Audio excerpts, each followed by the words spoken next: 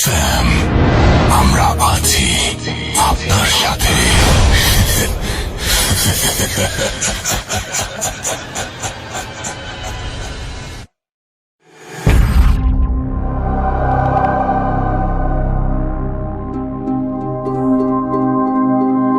যেভাবে লেখা আছে আমি সেভাবেই পড়ছি।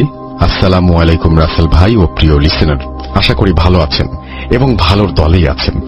আমি এসকে সুমন, গ্রামের নাম প্রাণনগর, পোস্ট অফিস সাতর, উপজেলা বীরগঞ্জ, জেলা দিনাজপুর। প্রায় 2015 সাল থেকে ভূত এফএম শুনি, এখন ভূত.com এর নিয়মিত লিসেনার। আমি অনেক দিন যাবৎ ঘটনা পাঠাবো ভাবছি, বাট লেখার আলসেমিতে আর পাঠানো হচ্ছে না। আজকে সব আলসেমিকে দূরে ঠেলে দিয়ে আমার প্রথম কোন একটা ঘটনা লিখতে বসলাম। আমার বাসা থেকে অনেক দূরে স্টুডিও হওয়ায় আসা সম্ভব নয়, তাই রাসেল ভাই ঘটনাটি পড়ে শোনালে অনেক খুশি হব। সো আজকে আমি ও আমার বন্ধু ওমর ফারুক দুজনে লাইফে ঘটে যাওয়া একটা ভয়ঙ্কর রক্তহীন করা ঘটনা শেয়ার করতে যাচ্ছি।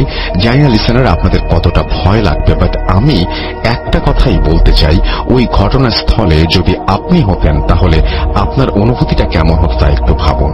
ঘটনায় যাওয়ার আগে কিছু ব্যাখ্যা দেওয়া প্রয়োজন। আমি মূলত কওমি মাদ্রাসার ছাত্র।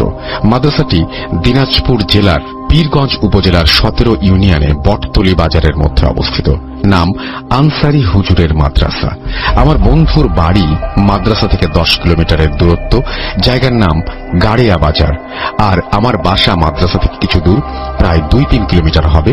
আমি এবং আমার বন্ধু ওমর ফারুক সিনিয়র হওয়ায় হুজুর আমাদেরকে পাশের দুটি মসজিদে 5 ওয়াক্ত নামাজ পড়ানোর দায়িত্ব দেয়। মাদ্রাসা থেকে বের হয়ে পশ্চিমে কিছু দূর যেতেই হাতের বামে একটি শ্মশান ঘাট এবং সামনে একটি ব্রিজ। তারপর ব্রিজ পেরোতেই ওমর ফারুকের মসজিদ, তার কিছু পরেই আমার মসজিদ। তো আমি কথা না বাড়িয়ে সরাসরি ঘটনায় চলে যাচ্ছি। ঘটনাটি ঘটে 2017 সালে। তখন একটি বিশাল বন্যাও হয়েছিল, যা আপনাদের সবার জানা। মূলত ওই সময়েরই ঘটনা।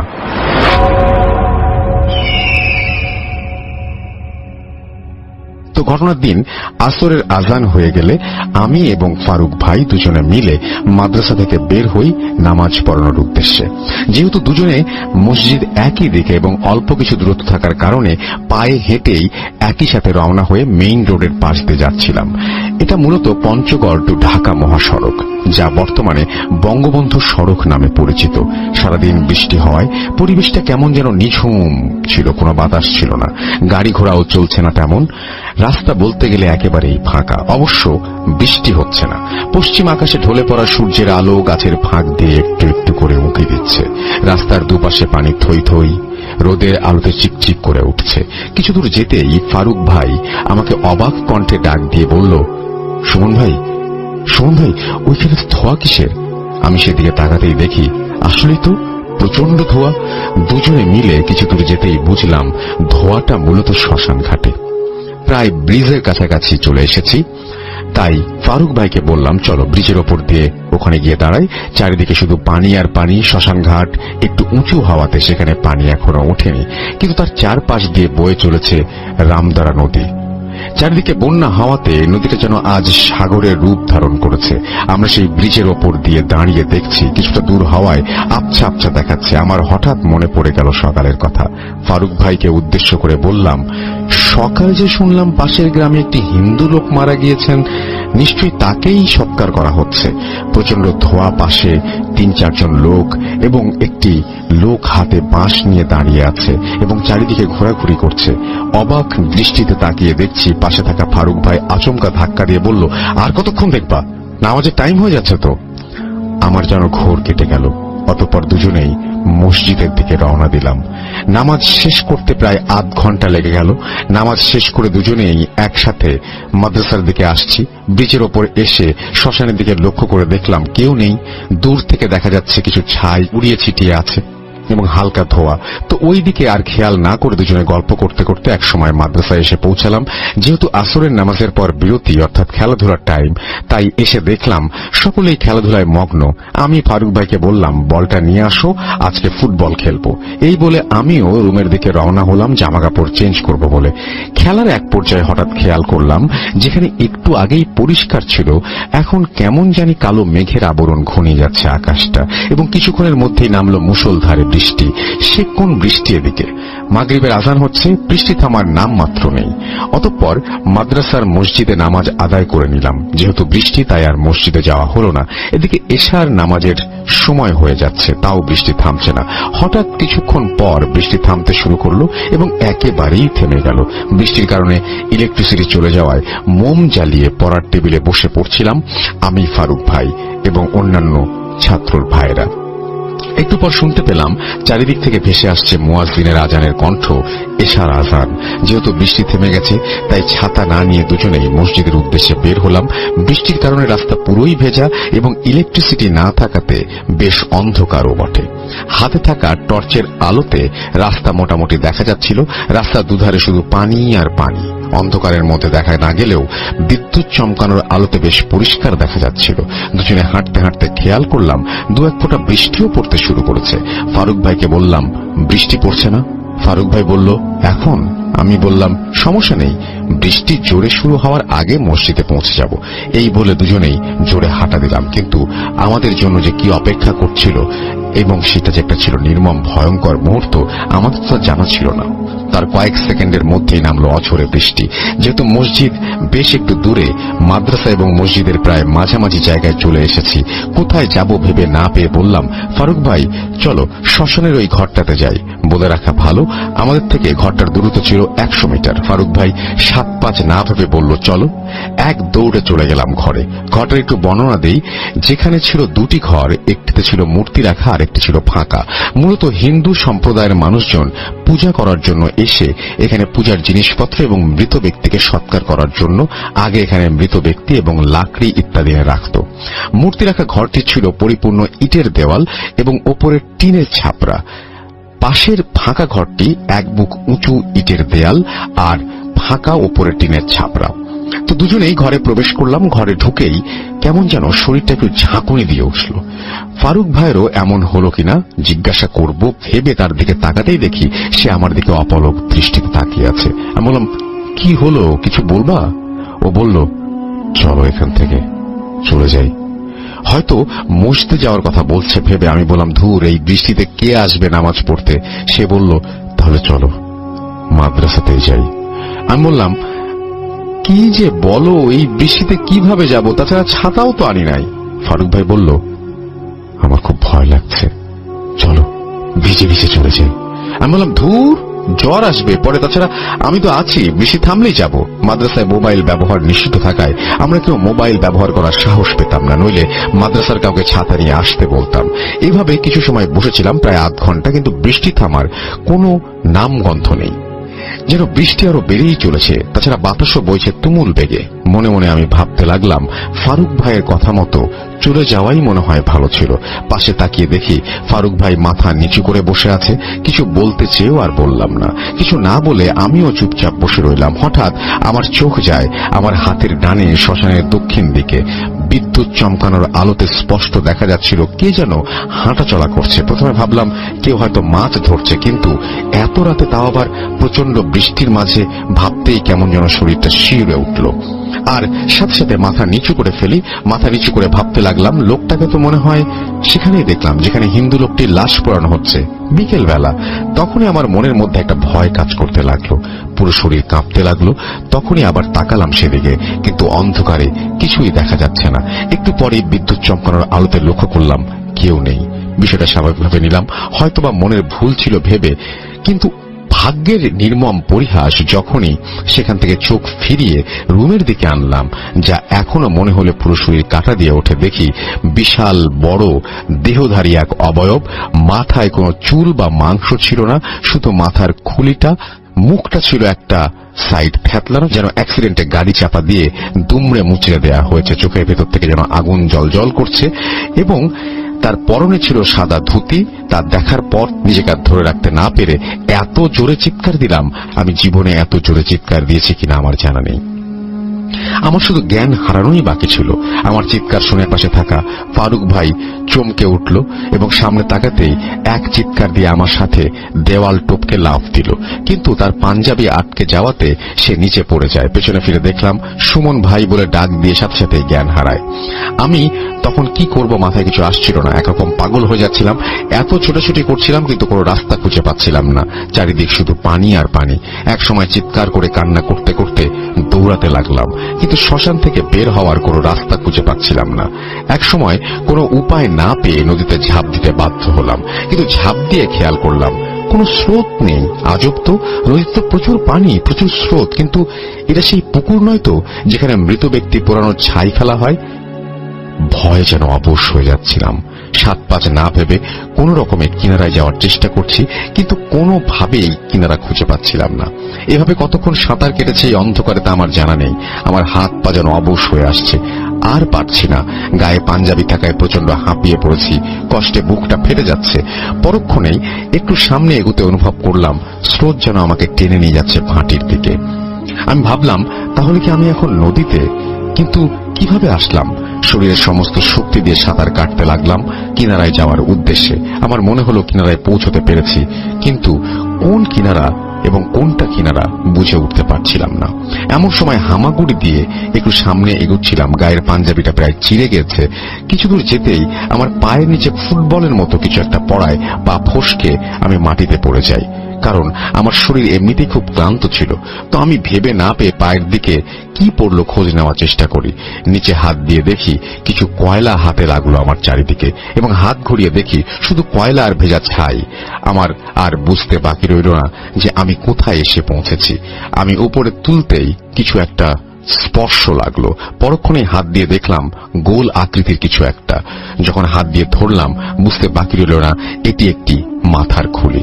অন্ধকারে খুলিটির দিকে তাকাতেই চোখের গর্ত দুটি যেন বিদ্যুৎ চমকানোর মতো আগুন জ্বলে উঠল। তা দেখে আমি শক খেয়ে যাই এবং আমার আত্মাটা মনে হয় বের হয়ে যাচ্ছে আমার শরীর ছেড়ে। সাথে সাথে জ্ঞান হারাই। এরপর কি হয়েছিল আমার কিছু মনে ছিল না। জ্ঞান ফিরলে নিজেকে মাদ্রাসায় আবিষ্কার করি। আমি কিছু বলার আগেই হুজুর ধমক দিয়ে বলে, শ্মশানে কেন গিয়েছিলে? শুরুতে ভয় পেলেও তারপর সব খুলে বলি। তারপর আমার বন্ধুরা জানায় আমাদের আসতে অনেক দেরি হওয়ায় তারা ব্যাপারটা হুজুরকে জানায়। তৎক্ষণাৎ হুজুর মসজিদের মুয়াজ্জিনকে ফোন দিয়ে মুয়াজ্জিনের সাথে কথা বলে হুজুর হতভম্ব হয়ে যায়। তার বক্তব্য ছিল এমন যে আমরা মাগরিব ও ঈশা কোনো নামাজেই যাইনি। তারা ভাবছে হয়তো বৃষ্টির কারণে যায়নি। আমরা মাগরিবের নামাজ মাদ্রাসায় পড়েছি, হুজুর জানে। হুজুর বললেন কিন্তু ঈশার সময় তো মসজিদে যেতে দেখলাম। 7-5 না ভেবে হুজুর 3-4 জন ছাত্র নিয়ে রওনা দেন মসজিদের দিকে। তাদের জানা ছিল আমরা মাদ্রাসা থেকে বের হয়ে কিছুক্ষণ পরেই বৃষ্টি শুরু হয়, আর ছাতা সঙ্গে না আনায় ধরেই নিয়েছে নিশ্চিত শ্মশানের দিকে গিয়েছি। বিশেষ করে আমি সঙ্গে থাকায়, কারণ তারা জানতো আমি সবসময় সাহস দেখাতাম। রাতের বেলা নদীতে মাছ ধরা, বাগানে ঘোরাঘুরি করা, তো যেই ভাবা সেই কাজ। ঘরের কাছাকাছি যেতেই ফারুক ভাই অজ্ঞান হয়ে পড়ে।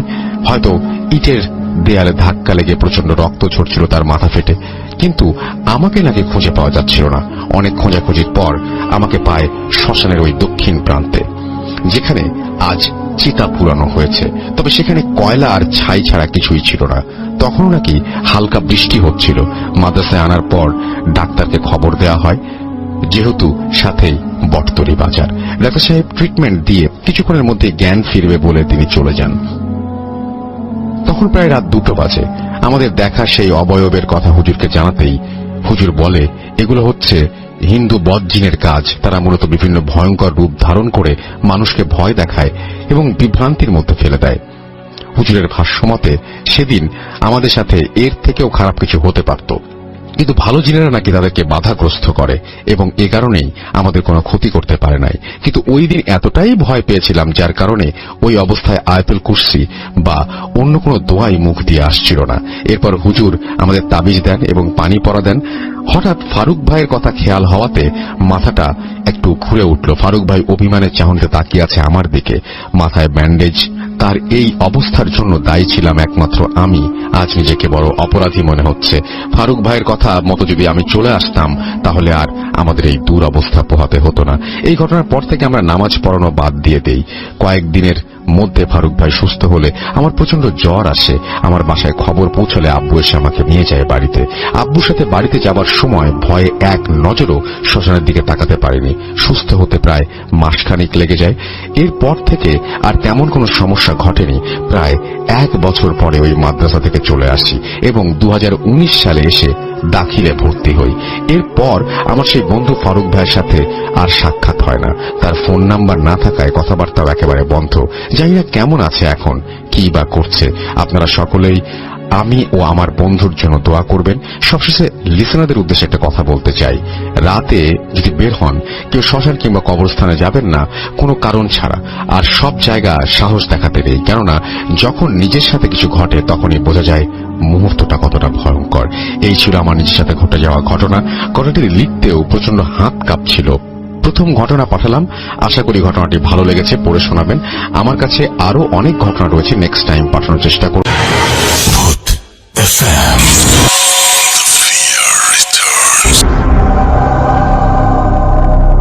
যেভাবে লেখা আছে আমি সেভাবেই পড়ছি। জন্মের পর থেকে আজ পর্যন্ত আমি সিলেট শহরে একটি পাড়াতেই আছি। জীবনে পার হয়েছে 18টি বসন্ত। 18 বছরের এই ছোট্ট জীবন অনেক কিছুর পরিবর্তন হতে দেখলেও আমার পাড়ার এক প্রান্তে থাকা একটা দোতলা বাড়ির কোনো পরিবর্তন হতে দেখেনি। ছোটবেলা থেকেই এই বাড়িটির প্রত্যেকটি জানালা খোলা দেখে আসছি। এই সুন্দর ছিমছাম অথচ ভয়ঙ্কর বাড়িতে কেউ থাকে না, এবং কেন থাকে না এটা ভেবে ছোটবেলায় বেশ অবাক হতাম। এই বাড়িটিকেই আজকে ঘটনার প্রোটাগনিস্ট বা অ্যান্টাগনিস্ট বলতে পারেন। আজকের ঘটনাটি কোনো নির্দিষ্ট ব্যক্তির কাছ থেকে শোনা নয়। আমার পাড়ার বেশ কয়েকজন সিনিয়র সিটিজেনের মুখ থেকে শুনেছি এই বাড়ি সম্পর্কে। এই ঘটনা অনেকের মুখ থেকে শুনেছি। এভাবে বাড়িটিকে ঘিরে ঘটা বেশ কিছু ঘটনা জোগাড় করে তা সংকলিত করে পাঠালাম। নিজের মতো করেই লিখলাম। ঘটনার পুরোটাই ঘটেছে আমার জন্মের আগে। শব্দ চয়ন ও বানানে কোনো ভুল থাকলে মার্জনা করবেন। যাই হোক, গৌরচন্দ্রিকা দীর্ঘায়িত না করে ঘটনায় যাওয়া যাক। 1999 সাল। আমাদের পাড়ায় এক মধ্যবয়স্ক দম্পতি পাড়ার এক কোনায় থাকা পরিত্যক্ত 6 শতক জমি কিনে সেখানে বাড়ি করে বসবাস শুরু করেন। তাদের ছিল একটি মেয়ে। নতুন বাড়িতে ওঠার পর 4-5 মাসের মধ্যেই তারা তাদের মেয়ের বিয়ের আয়োজন শুরু করেন। মেয়েটির বিয়ে হয়ে যায়, কিন্তু বিয়ের পর সেই মেয়েটি সুখে ছিল না। শ্বশুর শাশুড়ি ভালো মনের মানুষ হলেও স্বামী ছিল ভীষণ লোভী। সে বারবার টাকার জন্য মেয়েটিকে বাপের বাড়িতে পাঠাতো। পর্যাপ্ত টাকা পয়সা না নিয়ে আসলে মেয়েটিকে শারীরিক ও মানসিকভাবে নির্যাতন করত। এক সময় অত্যাচার আর সহ্য করতে না পেরে মেয়েটি তার সমস্ত জিনিসপত্র নিয়ে বাধ্য হয়ে সেখান থেকে তার বাপের বাড়িতে চলে আসে। তার স্বামীও খবর পেয়ে সেখান থেকে গোপনে ওৎ পেতে থাকে এবং গভীর রাতে তার শ্বশুর শাশুড়ি ও স্ত্রীকে খুন করে। তারপর সে সমস্ত টাকা পয়সা ও সোনাদানা নিয়ে পালিয়ে যায়। কিছুদিন পর আশেপাশের বাড়ির লোকজন ওই বাড়ি থেকে খুব বাজে গন্ধ পাওয়ায় ওই বাড়ির ভেতরে প্রবেশ করে। বাবা মা ও মেয়ের গলিত লাশ আবিষ্কার করে। এরপর পুলিশে খবর দেওয়া হয়। পুলিশ এসে তাদের লাশ নিয়ে যায় এবং বাড়িটি যেভাবে ছিল সেভাবেই রেখে শুধু গেটে তালা দিয়ে বাড়িটা সিলগালা করে চলে যায়। ঘটনা 1। প্রায় 6 মাস পর ওই বাড়িটির ঠিক পাশের টিন শেড বাড়িটি বিক্রি করে দেওয়া হয়। এবারে এক দম্পতি বাড়িটি কিনে নেন এবং ওই টিন শেড বাসা ভেঙে 3 তলা দালান নির্মাণ করেন। তখন তারা ওই পাড়াতেই একটা ভাড়া বাড়িতে থাকত। অনেক শ্রমিক লাগিয়ে বেশ তাড়াতাড়ি এই বাড়িটি বানানো হয়ে যায়। বাড়ি পুরোপুরি রেডি, শুধু রং বাকি। বাড়ি রং করতে মাত্র 2 জন রং মিস্ত্রি আসায় রং করতে তুলনামূলক বেশি দিন লাগছিল। একদিন কাজ শেষ করতে করতে একটু রাত হওয়ায় ওই দম্পতি সেই রাতে তাদের জন্য ওই বাড়ির বারান্দায় ঘুমানোর ব্যবস্থা করে দেয়। মাঝরাতে ঘুমোতে যাবার আগে কোনো এক রং শ্রমিক সিগারেট খাবার ইচ্ছে হলো। সে সিগারেট ও ম্যাচ হাতে ছাদে উঠে যায়। ছাদে গিয়ে সে সিগারেট জ্বালিয়ে ম্যাচটা না নিভিয়েই ওই পুরনো ভবনে ছুড়ে দেয়। পরদিন সকালে ঘুম থেকে ওঠে সেই শ্রমিক এবং দেখে সে বারান্দায় একা, পাশের জন নেই। সে খুঁজতে শুরু করলো। খুঁজতে খুঁজতে সে ছাদে চলে যায়, গিয়ে আবিষ্কার করলো তার সাথে শ্রমিকটি ছাদের এক প্রান্তে চৈতন্যহীন হয়ে পড়ে আছে। ঘটনা 2, পরবর্তীতে ওই নতুন বাড়িতে সেই দম্পতি বসবাস শুরু করে। তাদের 2 ছেলে। বড় ছেলে ঢাকা বিশ্ববিদ্যালয়ে পড়তো, আর ছোট ছেলে ছিল উচ্চ মাধ্যমিকের ছাত্র। ছোট ছেলেটি বিড়াল খুব ভালোবাসত এবং বাড়িতে 3-4টি পোষা বেড়াল ছিল। একদিন ওই বেড়ালগুলো সন্ধ্যার সময় ছাদে উঠে ছাদের কোণায় থাকা টবে গিয়ে একটা ছোট গাছে চড়ে লাফঝাপ করছিল। বেশি নড়াচড়ার কারণে এক পর্যায়ে টব সহ ওই বাড়ির বিড়ালটি পিছলে ছাদ থেকে ফসকে পড়ে যায়। ওই সিলগালা করা বাড়ির আঙিনায় তারা গিয়ে পড়ে। সাথে সাথে ওই বিড়ালগুলো প্রচন্ড জোরে চিৎকার করে ওঠে। সে কেবল এক মুহূর্তের জন্য। এক মুহূর্ত পরে সব থেমে যায়। চিৎকার শুনে বাড়ির লোকজন বিড়ালগুলোকে খুঁজতে শুরু করে, কোথাও পায় না।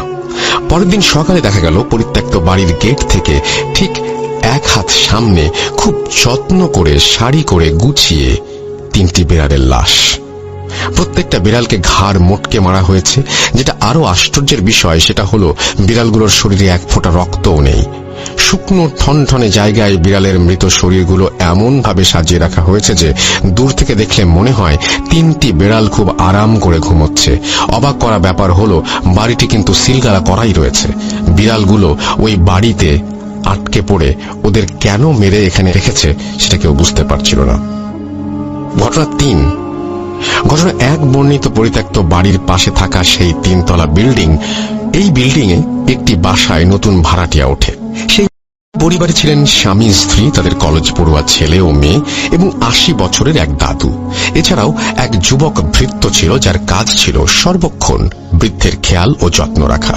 ভৃত্যটি কাজকর্ম ও আচার ব্যবহার ভালো হলেও মনে মনে সে বাড়ি থেকে চুরি করে পালিয়ে যাবার ফন্দি আঁটছিল।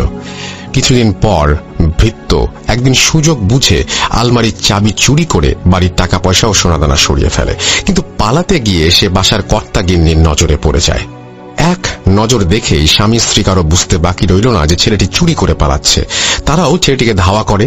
পালানোর পথ না পেয়ে চাকরটি শেষমেশ ছাদে উঠে যায় এবং সেখান থেকে লাফ দিয়ে ওই সিলগালা করা বাড়িটির আঙিনায় পড়ল এবং এক মুহূর্ত পরেই তীব্র স্বরে আর্তনাদ করে উঠল। পরদিন সকালে ওই পরিত্যক্ত বাড়ির গেটে ঠিক 1 হাত সামনে পাড়ার লোকজন ভৃত্যটির মৃতদেহ আবিষ্কার করে, ঠিক সেই জায়গায় যেখানে বিড়ালগুলো পড়েছিল।